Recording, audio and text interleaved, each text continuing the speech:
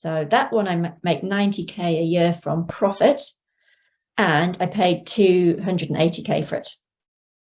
Incredible. And I can live very happy off 90K, and I wouldn't be able to buy a house and be mortgage free for 280K. That gives me that kind of income stream. So this is the Money Seed Podcast, where we discuss all things investing, plain and simple, the way it should be. Please remember, this show is for educational and entertainment purposes only and is not intended to be investment advice. Welcome back to the Money Seed Podcast. Today, my guest is Sophie Howard. And Sophie has a message you may not have heard before. She's not a real estate investor like many of our guests. She's not into stocks or options. She's not a financial planner. She is an expert in buying online businesses. Sophie, welcome to the show. Thank you, Gabe. This is going to be really fun chatting about my favorite subject, which is buying online businesses. So Sophie, as soon as I hear that someone owns multiple online businesses, I believe that you are up to something like 29 online businesses that you have bought and sold, and you have seen amazing returns with them. But the conclusion I jump to automatically is that Sophie must be some kind of a techie. She must have a PhD in software engineering. Are you a techie? Not at all. I am just the biggest Luddite out there. I'm hopeless with technology. So I've had an Amazon business. I have been online for 10 years, with mainly in the first sort of 5 of those an Amazon FBA business. So selling physical products that I sourced from India and Nepal, really nice product, organic tea and things like that. So sold physical products, did really well with that, sold a couple of businesses, one for 7 figures, another one for 6 figures, had some really cool products. So had a good run on Amazon, but things got a bit tough with inventory rules and shipping during COVID and things. So pivoted a bit to ebooks. Ebooks are great, by the way, still on Amazon's platform. But since then as well, another thing I did, and in fact, the first business I bought was to learn something quickly rather than to make money quickly. I was trying to diversify out from non-fiction books into fiction because I could see that was a huge market, but I didn't know how to do it.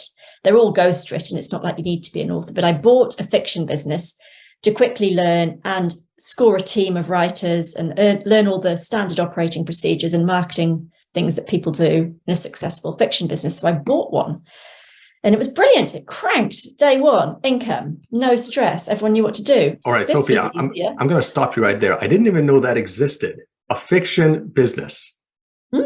What is that? Fiction books. So on Amazon, most of those fiction books that are sold are written by ghostwriters, and there's a pen name.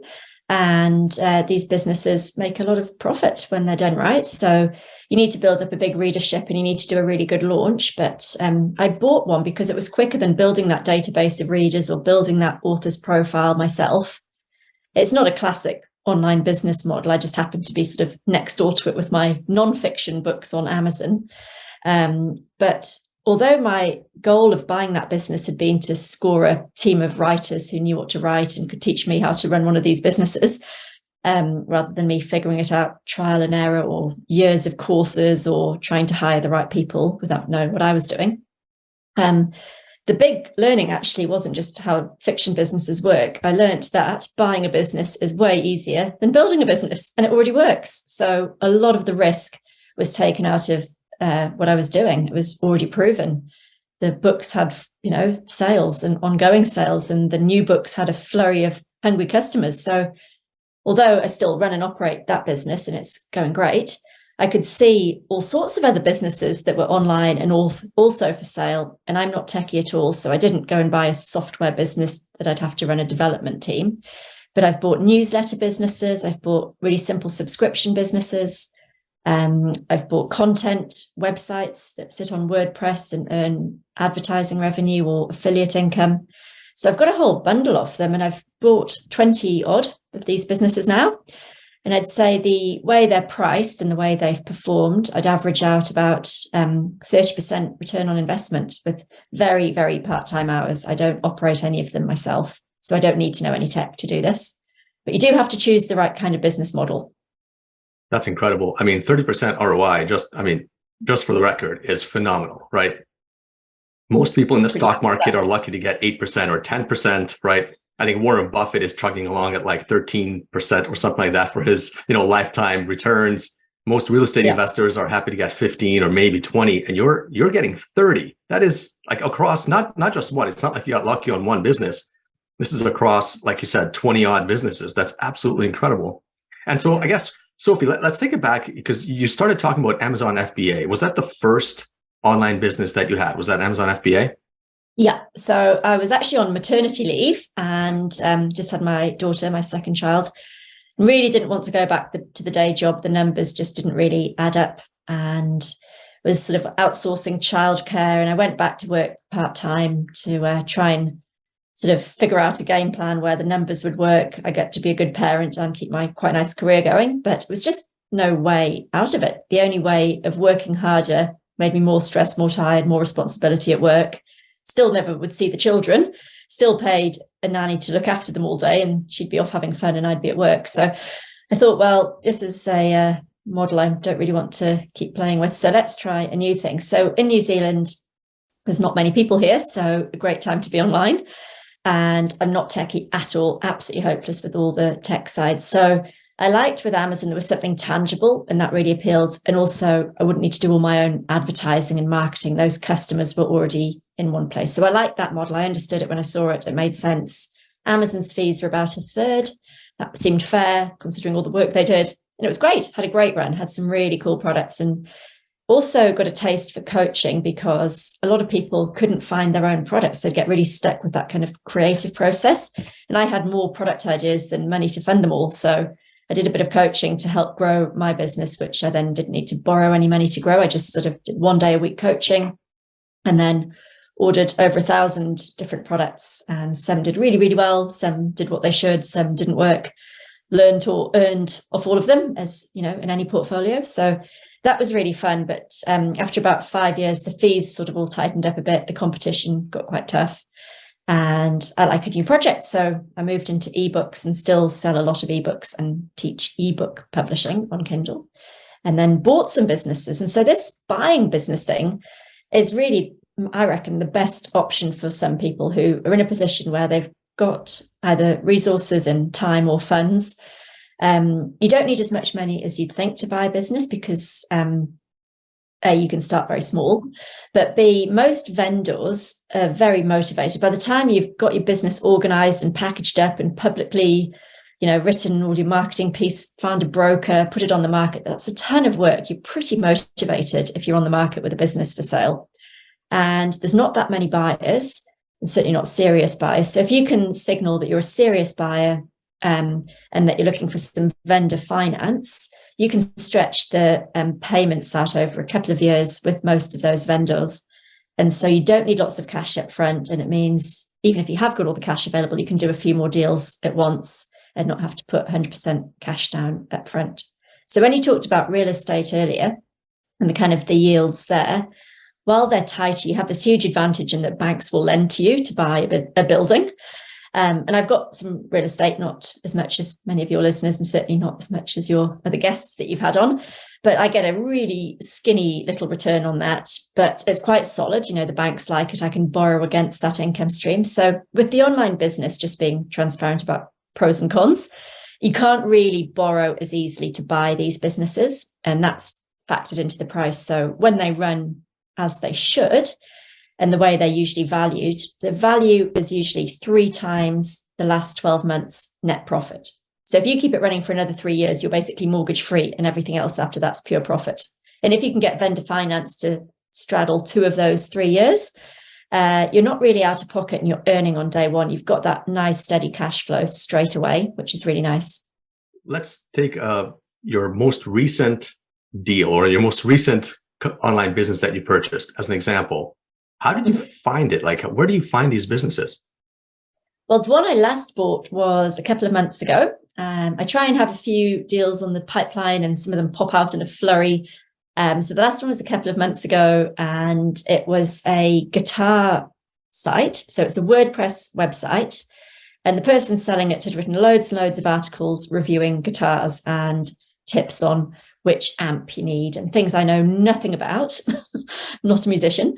And on the sidebar of this website, there's lots of adverts for different services or products to do with guitars, or just random ones. Actually, there's some unrelated ads there too, just because there's a lot of traffic going to that site, lots of eyeballs on it every month. And what I've done with that site was, firstly, I paid 75k for it. And every month it makes well over 6k. And I just get one Skype message from the person who operates the website for me, telling me how much profit it's made. So I don't have anything hands-on at all with that site. All the people who find it on Google when they search adult beginner guitar lessons or how to play guitar for adults, they come across this site, they read what they need to learn. They buy a guitar, some of them, or they buy music or other tech equipment, amps or different gadgets and bits of tech they need. And then that generates commission for me. And the adverts on the side also generate some income. So the numbers are really good. My time on it's really low. I didn't need to know anything about WordPress coding or anything about guitars to own and operate this site. And I can also see some ways to grow it. So at the moment, there's education in the form of blog posts that have already been written. But there's no video lessons, there's no community, there's no feedback from a tutor. And so I found a guitar teacher online who's created some new content, an audio course, and can run a little online community which people can pay a membership to. So there's new revenue streams coming from adding a couple of new products onto that site. So I try and buy a business I can see scope to grow it.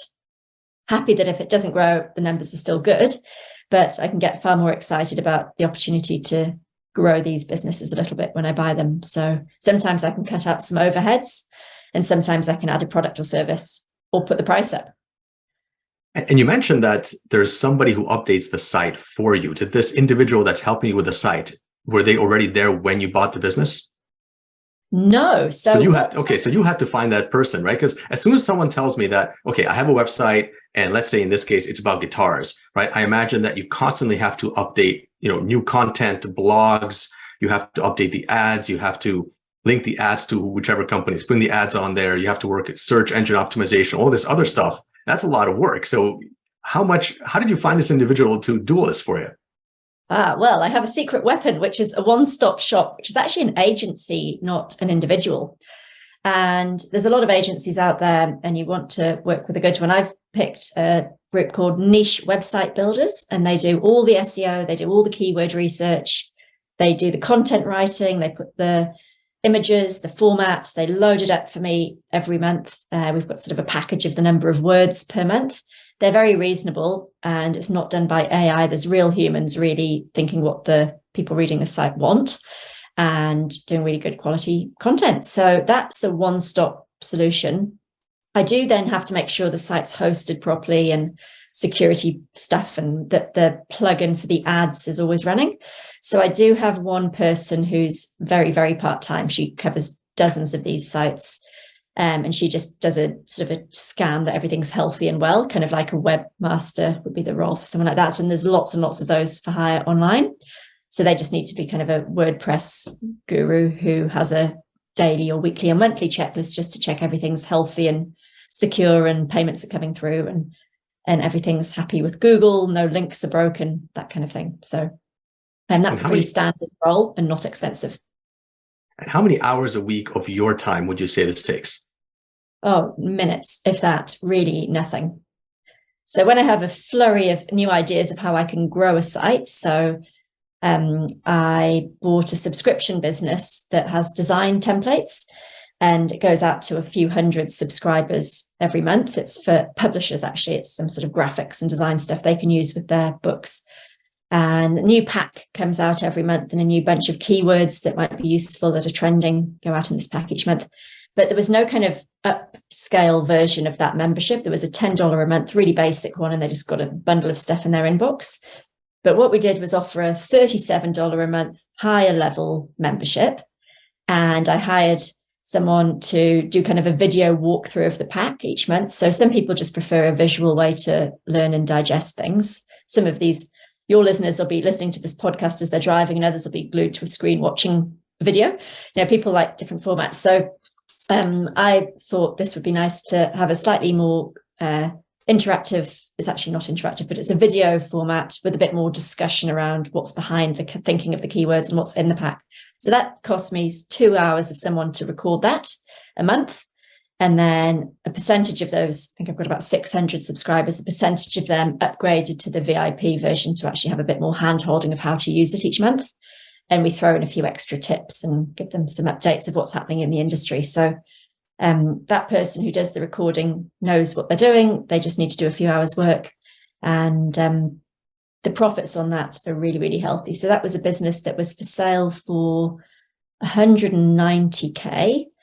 And it brings in around 6K a month. I'm not very good at remembering numbers off the top of my head. I'm not a finance person. I can crunch all the numbers, I just don't retain them. So again, it's more than a 30% yield with none of my time and very, very little overhead, sort of a few $100 a month overhead for several thousand income. So very profitable, very low maintenance, very low stress.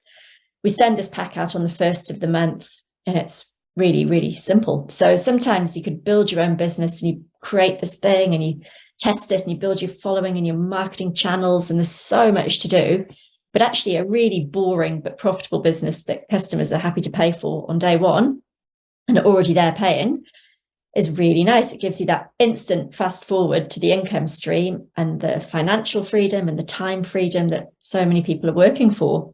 And it's a quicker payoff than property. It's a higher yield than property.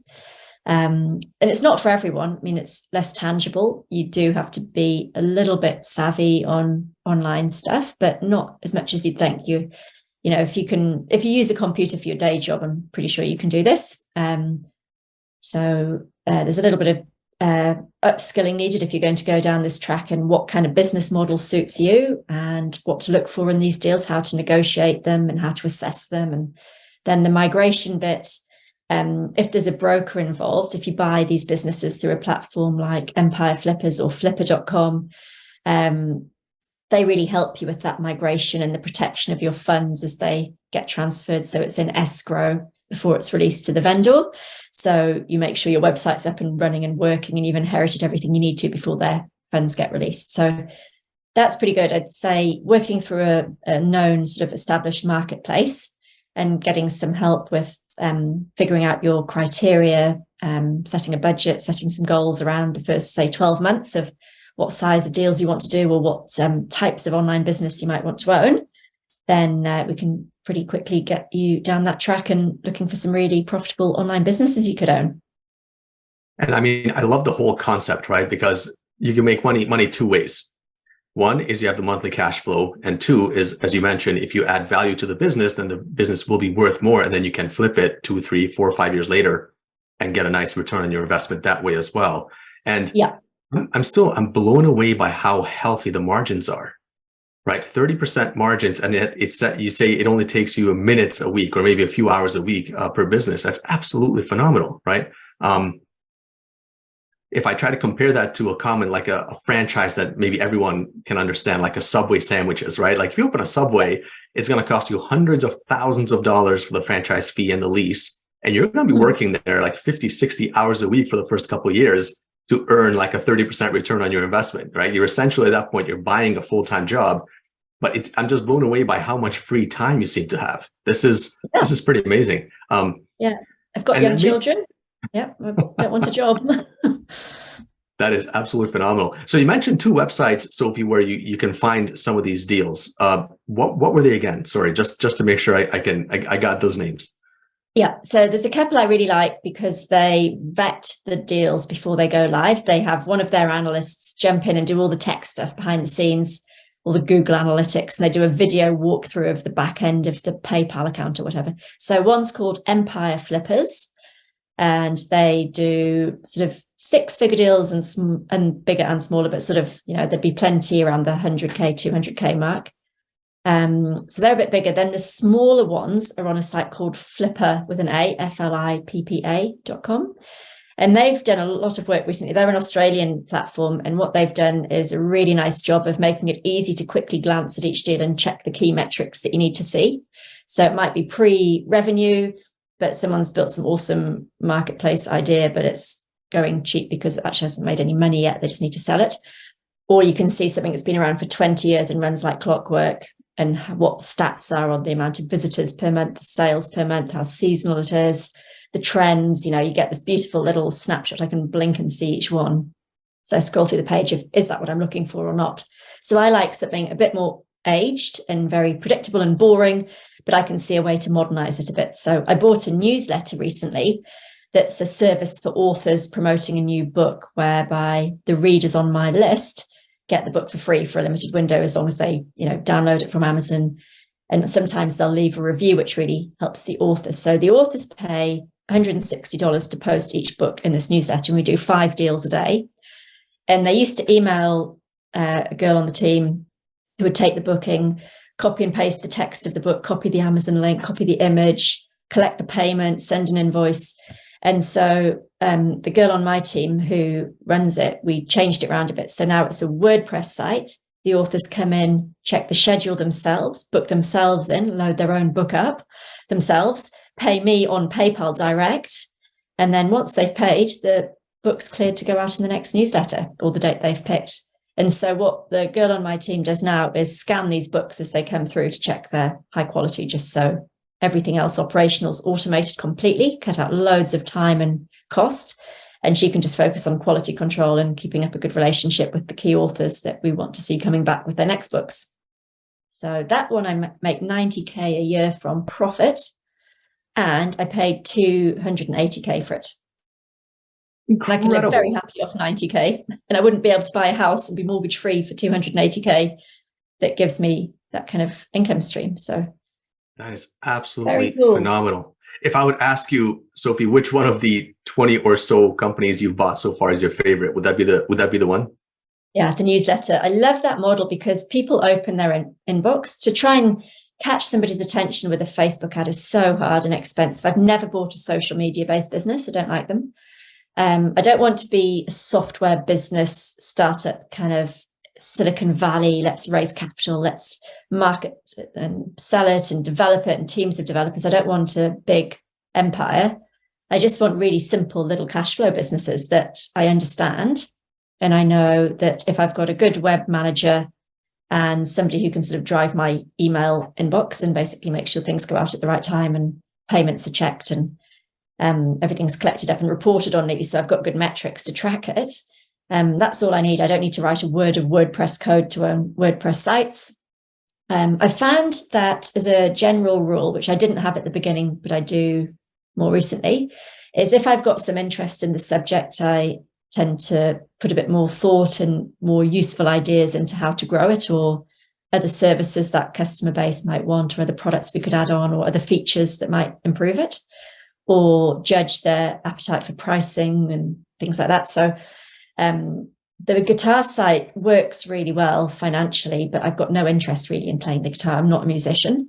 So although I can oversee the agency and see they're uploading great content and it's getting traffic and the links are earning commission, I added on an ebook and an audio course and a community, but I can't really think much beyond that. It's sort of, that's the model for that one.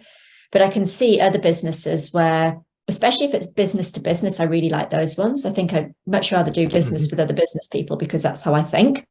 So if I'm an author, basically like a business person selling something to consumers, I know what services authors need because I've been in the publishing game. So I can think of millions of things that authors might need.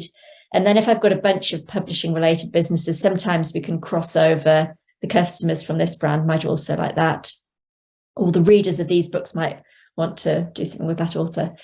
So I found it quite creative, but I find it harder to be creative if I don't have an interest in the subject. So I'm never going to buy a crypto platform marketplace for trading something. I mean, it's just not how my brain works. So I've found content sites are the simplest and easiest, and you can choose any topic within those kind of basic WordPress. They're almost like a blog site, but you make some really passive income from the ads or the affiliate links. And I think that's good advice for someone starting a business, or even just somebody like investing their money on the stock market, right? Is stick with what you know. And you hear that advice quite often from famous investors like Warren Buffett, et cetera. Like, make sure you understand the business before you invest money into it. And so it sounds like you're not really interested in things like crypto and things like software businesses because you understand more of the cash flow type businesses, the publishing world, et cetera. Yeah. So I think that's fantastic advice. Many great Warren Buffett lines to follow in life. But yeah, he bought into Coca-Cola because he drinks 5 cans of the stuff a day. You know, he understands why people love the product. He does. So, you know, be your own customer is quite a handy thing. So I sometimes see websites, you know, I've got a new puppy and I kind of getting bombarded with all these dog things, but I know exactly what dog people buy because I've just been through buying it all. Where I've got children and I see some educational thing and I'm frustrated with the local tutoring, say, but I can see an online product would totally solve that problem. Or some, you know, I see some, one thing to be really careful of actually is just the influence of artificial intelligence on some of these service ones. So I'm keeping clear of service businesses at the moment. So somebody selling an online agency of logo designers should be very nervous right now. Or even virtual assistants, you know, there's going to be a real shake-up in some online services. But I think online products like digital information, education type products, people who want to learn how to do something, they'll turn to the internet and they always need products or services to go with the how to train a puppy or how to grow houseplants. You know, there's so many related things they then need, which you can point them to and earn income off. In general, when most people think about, okay, I'm going to quit my 9 to 5, I'm going to start a business, most people think about starting a business, right? And the biggest challenge with starting a business is that something like 80 or 90% of businesses are not around after a few years because it's actually difficult to start a business, right?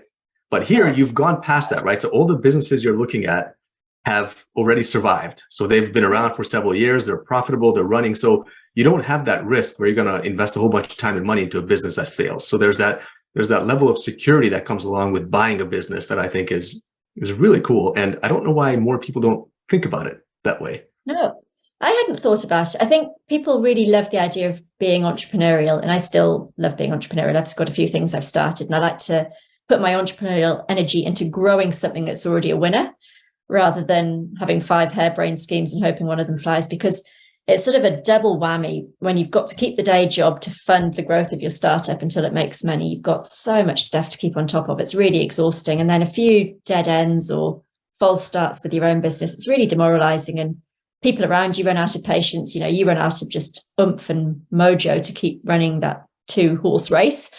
Got to keep, you know, both running full speed. And then not just the financial result you buy with the businesses you can buy, but you get the team and you get the standard operating procedures and you get the database. And that's not factored into the price you pay. You only pay for the profit on the sales.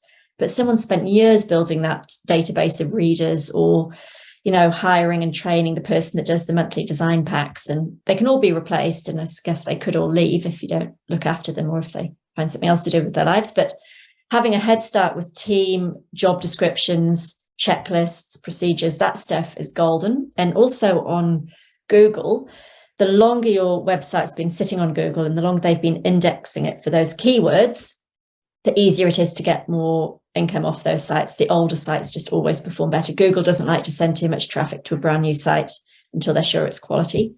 And I think with AI, that's going to be even more in favor of the older sites that have got a more established, you know, baseline of quality and engagement from the people reading those pages. So I think it's a really good strategy. I can't see any downside apart from if you've never done anything online, you know, even in your day job working online, then it's obviously a bit of a leap.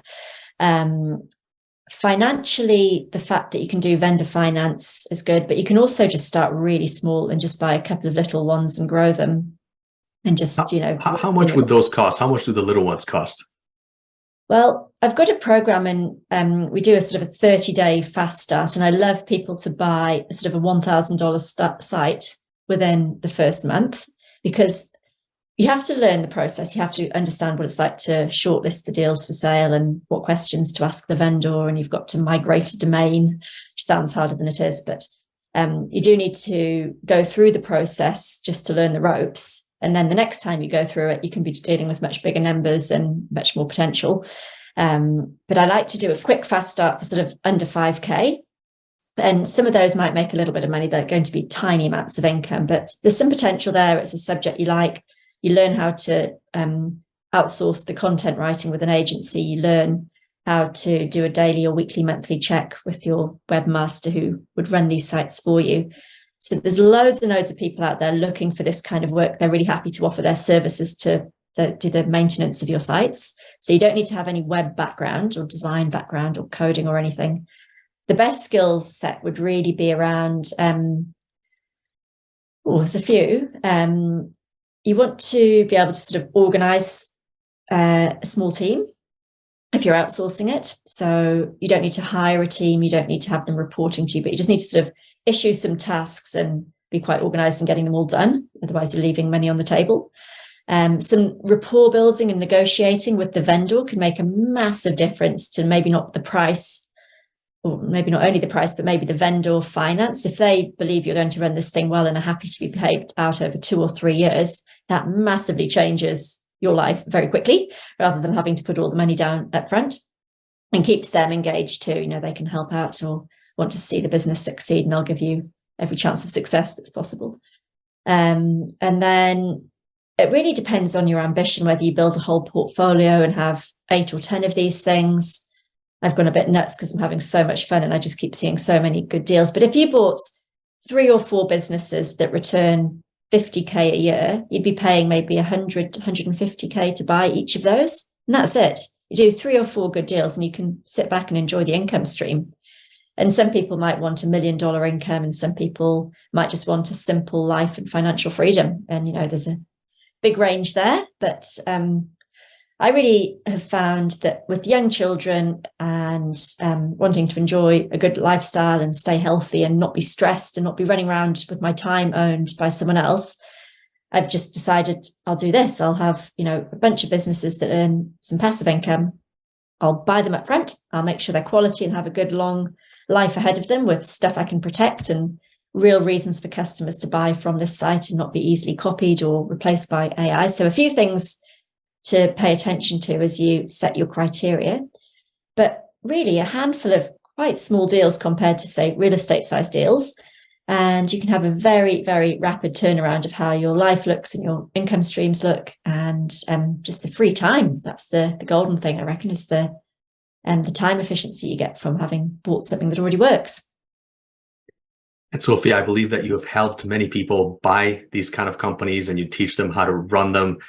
How can people reach out to you to learn more about how to find these companies, buy the companies, run the companies, and how can they go from 0 to 1 and then from 1 to 20? Well, what I like doing is quite an individual approach, because everybody's criteria are different. People have got total techie background or none, big budget or none, lots of time or none. So I think the way to start is, I've written a book all about buying online businesses. So have a read of that, because I go through in there exact details and numbers of the real deals that I've done and where I found them. And then there's a free training you can do, and we can drop the link to that in the show notes maybe. But aspiringentrepreneurs.com is my website, Aspiring Entrepreneurs. And on there, you'll see the link to watch the free training, which will take you through some of the deals I've done in more detail than we've had a chance to go through today. And then I've also got a course, and on that course, there's some core training modules and then some live weekly group sessions. And then also one-on-one deal reviews. So I can look at your deal with you and review it. And although it's not investment advice, I can say, oh, that's a big red flag, or those numbers look a bit too good to be true, or that operator saying they only spend 2 hours a week running it doesn't look quite right to me, because I would know. It looks more like a full-time job to me. So just scanning those deals and giving feedback, or I would negotiate on this, or I think it's overpriced, or I think it's a bargain. It seems really good.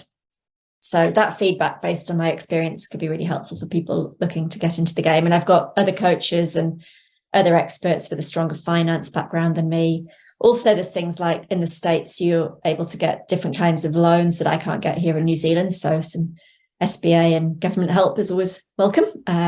So everybody's got quite a unique journey. So there's some stuff taught as a group and some stuff is quite individual. So we really like helping people make just 2 or 3 really good deals. Could be a huge game changer. Sophie, I love the concept. I love the idea, and I love your story as well. I think it's a really inspiring, really motivational story. I think a lot of people will be excited to hear it, and I'll drop all those links into the show notes. Sophie Howard, thank you very much for joining us all the way from New Zealand. Thank you, Gabe. It's been an absolute pleasure. Have a great day. Hey, thanks for joining us for another episode of the Money Seed Podcast. Please remember to click like and subscribe. It really helps spread the message to other investors, and it helps attract new viewers to the show. We appreciate your support. Thanks very much.